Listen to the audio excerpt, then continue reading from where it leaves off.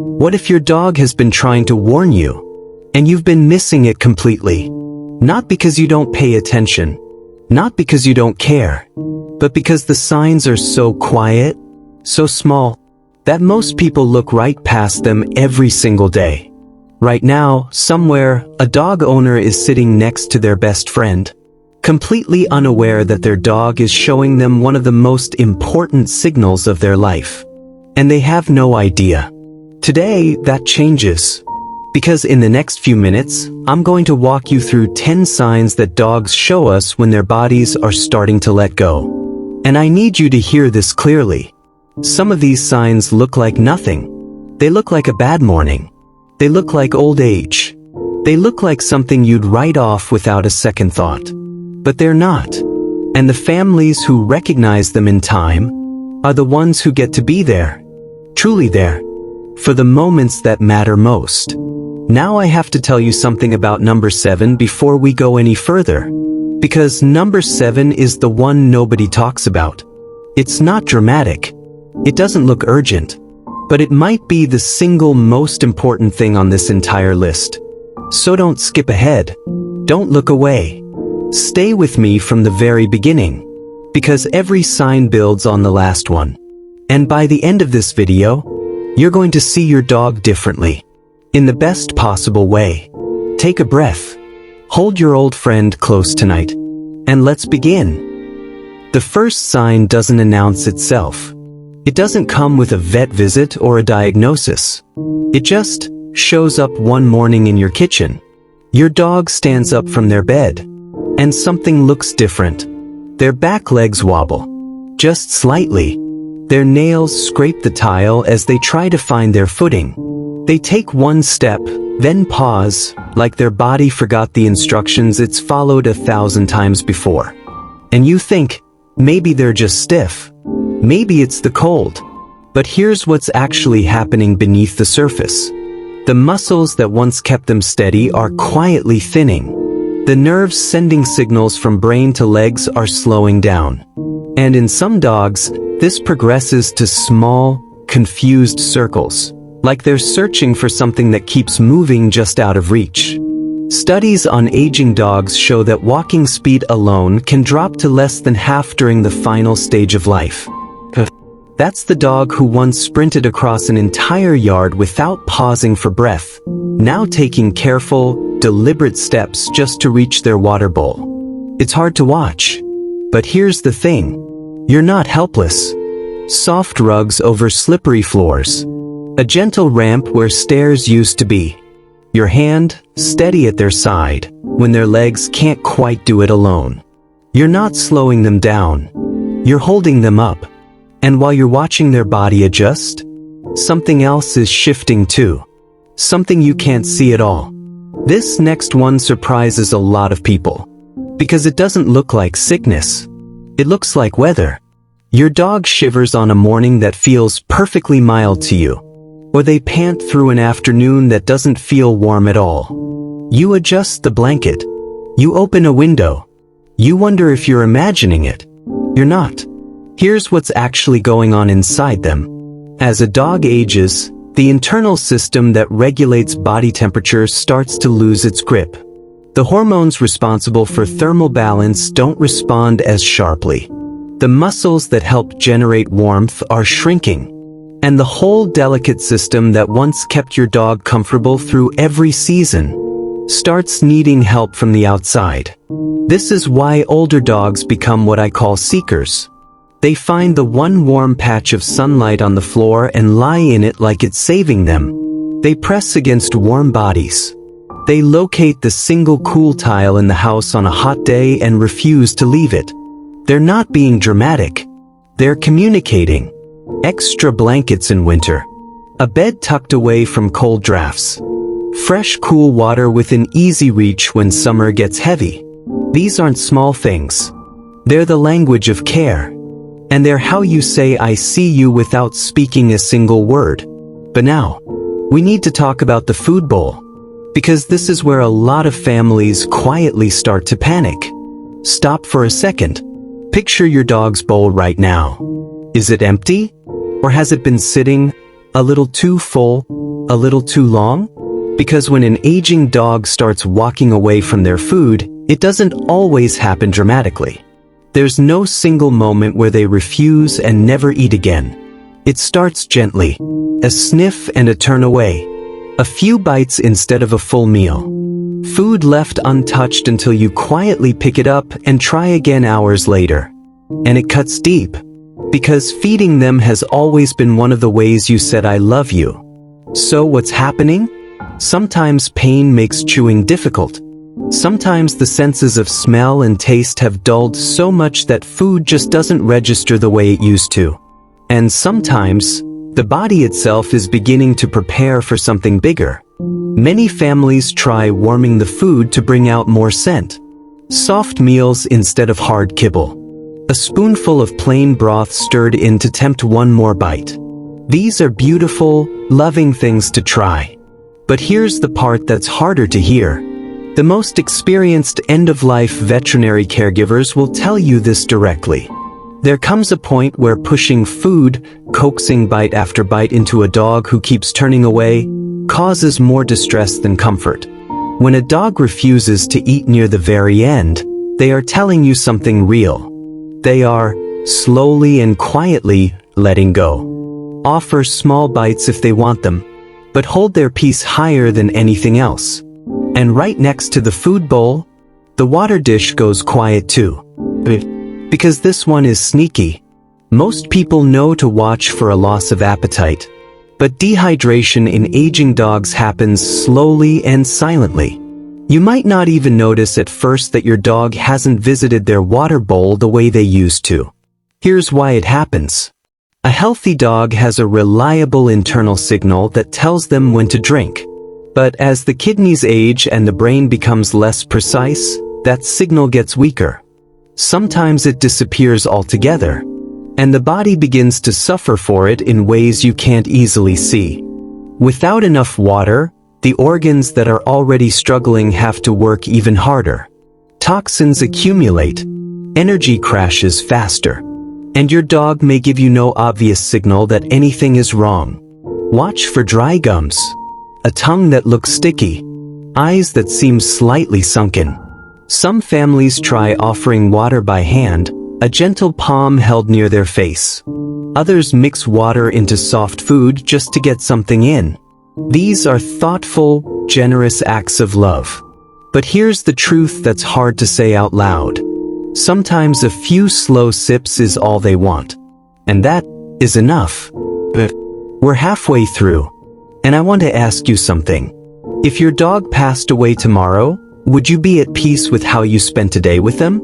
It's not a question meant to scare you. It's a question worth sitting with. Because the signs we're about to cover, they live in a different kind of territory. These are the ones that change how a dog looks, how a dog feels beneath your hands. And they change fast. Run your hand along your dog's back right now. Just imagine it. Feel the familiar warmth of them, the shape you know without even thinking about it. Now imagine feeling something different. Bones where muscle used to be. Ribs that weren't visible a few months ago. A frame that feels lighter, smaller, like something essential has already started to leave. Significant weight loss in an aging dog is one of the clearest signals that the body can no longer hold on to what it takes in. It doesn't matter how much you offer or how carefully you prepare it. The organs responsible for absorbing nutrition are simply running out of capacity. This isn't a feeding problem. This is the body speaking plainly. Some families blend soft foods. Add gentle supplements. Try every combination they can think of to slow it down. And there is nothing wrong with that. Love finds a way to keep trying. But the most important thing at this stage isn't the number on the scale. It's the warmth of where they rest, the softness under their bones, the steady presence of someone who loves them nearby. Keep their favorite spot cozy, offer bites if they're wanted, and let the weight of your love fill what the body can no longer hold. Now this one. This one hits differently than everything else we've talked about, because this one changes who they are. Your dog. The one who used to spin in excited circles the moment you picked up the leash. The one who heard the treat jar from another room and came running like their life depended on it. The one who met you at the door before you even touched the handle. Starts to go completely still. The leash rattles. Nothing. The treat jar opens. Nothing. You call their names softly from the hallway. And the house just holds its silence. This is not laziness. This is not indifference. This is the body making a quiet and painful calculation. Whatever energy remains is being spent only on the most essential things. Breathing, being present, staying near you. Everything else, the excitement, the play, the quick-footed rush toward joy, gets softer. Not because the love faded, but because the body can no longer afford it. When your dog reaches this stage, the most powerful thing you can offer costs nothing at all. Be there. Soft bedding beneath them. Gentle repositioning so their body doesn't ache from lying too long in one place. A hand resting on their side. A voice low and warm, so they always know someone is close. You don't need to do anything dramatic. Just stay. That's what they've always done for you. This next sign is the one families find the hardest. Not just emotionally hard. Practically, daily, in the moment hard. And it can happen suddenly. Your dog, the one who always waited patiently by the door, who never once had an accident inside the house in years, begins to lose control. Not because they forgot. Not because they stopped caring. But because the muscles that held everything in place have grown too weak to do their job. Because crossing the room to their usual spot now requires more energy than their body can spare. Because the signals between brain and body have grown slow and tangled. And it happens where they sleep. In the quiet corners they've chosen. Somewhere they couldn't help. If you've ever seen the look on a dog's face in that moment, you know what I mean when I say it isn't defiance. It's something softer. It looks a little like an apology. Meet them with grace. Soft absorbent bedding. Warm damp cloths to keep their skin clean. And your voice, steady and gentle, letting them know that nothing between you has changed. Because it hasn't. They are still the dog who gave you everything they had. Every single day. Most people aren't ready for this next one. Because it doesn't just look different. It sounds different. And when you hear it for the first time, it stops you completely. Some dogs, as the body moves toward the end, begin to experience tremors. Seizures. Not all dogs go through this. But for those that do, witnessing it is one of the most frightening things an owner can face. A body that was perfectly still moments ago suddenly jerks. Twitches. Eyes go distant. Breathing turns rough and uneven. And you don't know what to do. Here's what you can do. Clear the space around them so they can't hurt themselves. Bring the noise in the room down as low as possible. Stay close. Speak in a low, calm voice. Let your presence be the one stable thing in a moment that feels completely unstable. Talk to your vet about whether gentle medication might ease these episodes. And then hold the harder thought. Sometimes the most loving act left available to us is helping our dog leave their pain behind. When the suffering outweighs the comfort. When every hour is a struggle instead of a rest. Many families have made this choice. Not because they were giving up, but because they were giving peace. There is a profound difference. You'll hear it before you see it. A change in the sound of their breathing. Maybe it's heavier than it should be on a cool, quiet afternoon. Maybe the rhythm is off, breaths coming fast and then slowing to almost nothing. Maybe there are pauses between inhales that feel just a little too long. The heart and lungs, worn down from years of running and living and loving, are getting tired. This stage can last hours, sometimes days. And sitting with a dog through those hours is one of the heaviest, most sacred things a person can do. You can't fix the breathing. You're not supposed to. But you can sit close. Place a gentle hand on their chest. Let them feel the warmth of you with every breath they take. Let them hear your breathing next to theirs, slow and steady and calm. If they seem uncomfortable, ask your vet about options for gentle relief. Because sometimes a small measure of physical ease carries more peace than we can fully understand. And now the last sign. The 10th one. The one that doesn't live in the body at all. It lives in the space between you. Some dogs pull away near the end. They find a quiet corner. A spot in the yard under their favorite tree. A dark, still place where they can be alone with what they're moving through. Others do something completely different. They press closer than they ever have before. They follow you from room to room. They lean the full weight of themselves against your leg while you stand at the sink. They rest their chin on your knee and just stay there, breathing, not asking for anything at all. Just near. Both of these things say exactly the same thing. I'm tired. I'm ready. Please don't leave me alone in this. Sometimes older dogs also develop a kind of cognitive fog in their final weeks. Familiar sounds become briefly strange. Faces they've known for years flicker with a moment of confusion before recognition returns. You might call their name and see them search for you even though you're standing right there. Don't take it personally. Don't let it hurt you. Their love for you has not gone anywhere.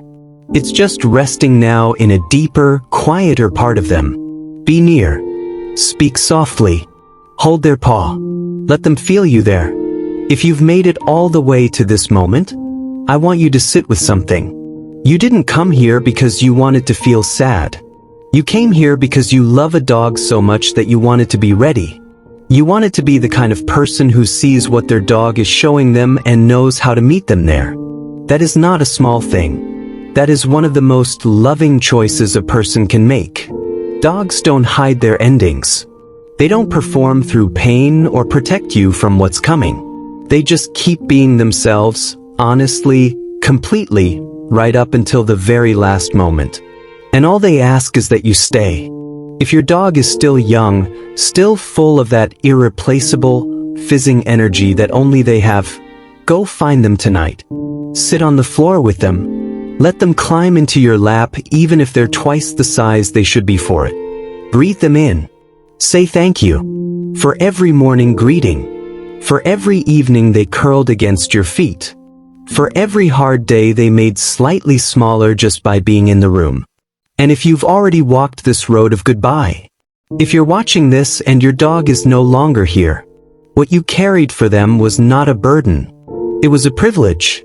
Grief like yours doesn't come from nowhere. It comes from years and years of being loved without condition by something that never once held a single drop of it back. Some people say their dog still visits them in dreams. That certain rooms still carry the feeling of them. That a warm spot on the couch, a sound outside, a particular quality of afternoon light, still feels like them. Maybe that's just the mind finding its own comfort. Or maybe they really do stay. Either way, they were here. And you were here. Every single day. Right up until the end. Drop their name in the comments. You're good boy. You're good girl. The one you're loving right now or the one you're still carrying. Tell me what made them yours. Because grief is lighter when it isn't held alone. And no one should ever have to say goodbye in silence. Share this with someone who needs it tonight. And go hold your dog. However many days you have left together, let every single one of them count.